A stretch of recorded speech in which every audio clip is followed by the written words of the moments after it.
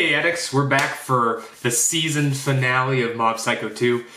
And wow, man, that was a huge fight. So we're going to talk about, wow, where do I start? Okay, so we leave off from like the ending of the last episode where Mob is about to go up against the Claw leader. And it's pretty explosive. I would say probably a quarter, or I'm sorry, not a quarter, like 1/3 or maybe half of the episode is just their fight. So, you know, it's a pretty big scale fight. I mean, we see that it starts off strong. Mob is just like his emotions, his rage, like his evil emotions, not evil, but you know, his negative emotions are really taking control of the fight. We get to see that, you know, he looks crazy. Like he has the crazy eyes. He looks like he's totally lost it. He kind of, controls over his powers, realizes that he needs to not let the powers control him. And so we get a moment that I think I actually talked about or maybe speculated on, that we're going to see Mob try to talk down the Claw leader again. And so, I mean, I think that's just intertwined into Mob's character. So we get to see that, you know, he's trying to still reach out to him, but I mean, obviously he knows he's not going to hold back. And so, you know, we get to see, like, I think it's like in the opening where you see like the city sphere, like all the buildings and stuff. You see Mob make that. There's explosions going off. The Claw leader, let's see here. I think he jumps from, I think in the last episode he was at like a 10% output, or last saw him. So he jumps from like 20 to 50, then to 100% output. And man, I don't want to go into too much detail, you know, because it would be a long time and I'd be sitting here and be like, oh, did you see that scene? So, you know, like, again, just finishing it, you know, fast forwarding in the fight, we get to see, you know, the Claw Reader releases too much energy and it's going to cause a massive explosion. And at this point, Mob's just about ready to, you know, get the connection with this guy. And so we get to see that he's, I don't want to say he's good now, but he definitely is like getting more, you know, thought to what Mob's words are saying. And so you get to see that Mob, you know, tells the others to evacuate, get as far away as you can, and Mob decides to stay there because he wants to try to contain the explosion. And so, and obviously, you know, he doesn't want to let the guy die because, as we see, you know, later on, he gets, I guess, some insight, you know, to like his past self, that all he cared about was power. And so, like, you see his wife left him, and then, you know, that caused a pretty terrible relationship with him and his son. And so, you know, Mob's like, you gotta go and make things right, tell people how you feel. And he's like, I gotta do the same thing, so I'm not getting out, or, you know, I'm not gonna let this thing kill me. And so you get to see that after the explosion's done, Raijin and Ritsu and Dimple and a few other people come and get Mob. He's completely fine. And what is it? It's like, they're like, I don't know if it's like at this point, but eventually, once like the city kind of settles, you get to see that this huge broccoli like tree, like Mother Earth tree, just sprouts and in the place of where the explosion was. And we get later on in the episode that the reason for that being is the seeds that Mob put in his pocket from, I think, like the first episode of the second season, kind of absorbed some of the energy. I would assume, like, you know, Mob says, like, throughout the episode that, you know, this is a lot of power. He's like, I'm not strong enough, which, you know, I think Mob just being humble there. But it does seem like since there was so much energy, the seeds kind of saved his life in a sense, because he was able to transfer some of that energy to make it grow. So I think that's a little cool that, you know, you circle back to, like, the events of the first episode of the season. But from this point on, it's actually just kind of, you know, tidying everything up. Like, we get to see the Claw leader, he turns himself in. You know, he kind of, in a way, makes right with his son.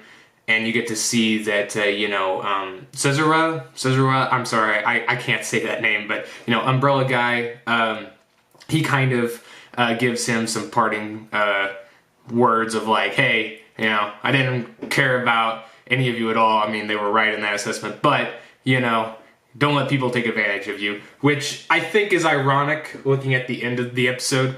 But before that, you know, we get to see that Mob returns home because the guy promised to build this house in 3 days. You get to see the Body Improvement Club, which they're right there. That's also comical because, they just want to go back and get some, like, clean clothes because they're all tattered. And then the Body Improvement Club is like, oh, you want some spare clothes? Well, we're going to, in order to do that, we're going to have to do, like, a training camp thing. So you get them, you get, like, the organization of, like, people that were in the first season that, didn't have that developed as psychic powers, that, they kind of come to a crossroads, from the events of the second season, that it's like, hey, there's a lot of people that use their powers for evil, and since the program this guy was wanting to do was just to, embody Esper powers into regular people, they're like, yeah, maybe we shouldn't do that. So they quit that, and, there's like a nice touching moment there. You get to see the Claw, like the former Claw members kind of reformed, like I think it's like the Sword guy and then also the hooded guy we saw from the first season. They're like, maybe we'll open a shop, since all of this is over. So, you kind of get the payoff of what Mob wanted, and it, like, his way worked in a sense. So that was really cool to see. You also get, what is it? Sorry, I'm looking here because I don't remember everything else. Oh yeah, I guess this is basically the last part. So we get to see, that Raijin opens back up his shop. It's actually quite funny that, I think, I don't remember what episode it was, but when his shop did, like, explode, Raijin was like, oh, it was the Espers they attacked, and then, the insurance was like, oh, we don't cover that. But then, you figure out here that it's like, oh no, it was just a short circuit on, like, one of the computers or something, so the insurance actually did pay for it. So they're busy, redoing the shop, filling everything in, and then that's when Cesaro, again, sorry, but he comes in, and you get to learn that, he's going to join the team. And that's actually him right there. He cleans up very nicely. But I think it's also great because one of the things that I think Michael predicted correctly was that Cesaro, joined them, and not only that, but Mob is going to be his superior and kind of like a teacher in a sense of showing him the ropes. I would assume not only like the business that they're doing, but also kind of integrating into society and stuff like that. So I think that's a really cool addition to their team. I'm really looking forward to that going forward. And I think overall, this was a great season finale. We got to see a great fight. It was pretty extended. Probably, I would say, the best fight scene of the season, which there was several great ones, so that's saying a lot. Probably the biggest scale in the entire show, so that's also, props there. They ended on a high note. I like that we got to see, kind of some tidying up of the rest, and, the pacing, like the division of like all the scenes, I think were done really well. I can't give I could give my final rating on the whole season, but we're going to do a separate video for that later, so I'm not going to go into that. But yeah, I just really like this episode, and I think it stands in probably my top 3 episodes of this season. So hey, that's a great thing. And I don't have much more to say. Unfortunately, Michael's not here. He's been sick this week, and that's why you've just been seeing my face. But we're going to be back for the season review and talk a little bit more about that. We're going to be diving into other stuff as well, so stay tuned. I'm not going to make this too long because, this is more of like my impressions and, just kind of like a recap and discussion with the fans and stuff like that. So, let me know what you guys thought of this episode. Did you think that the fight scene paired up with, for a finale? I know me and Michael were talking, and probably the last one he was in, whatever one that was, that if this was just like a fun, topic, but like if it was going to be as big as like the One Punch season 1 end fight, which I don't think, it's really hard, to like judge that because Saitama, I think, he goes for the throat. He's like killing his opponents, which is not really, I don't think his like goal. It just happens because he's so strong. But I think that's the big difference with like that fight and like Mob, because Mob, he's not really, he's holding back as much as he can. And it's, not just like because of like how powerful he is, it's just like from a moral standpoint, that's where he stands. And so, I I personally think that this one, maybe it's not...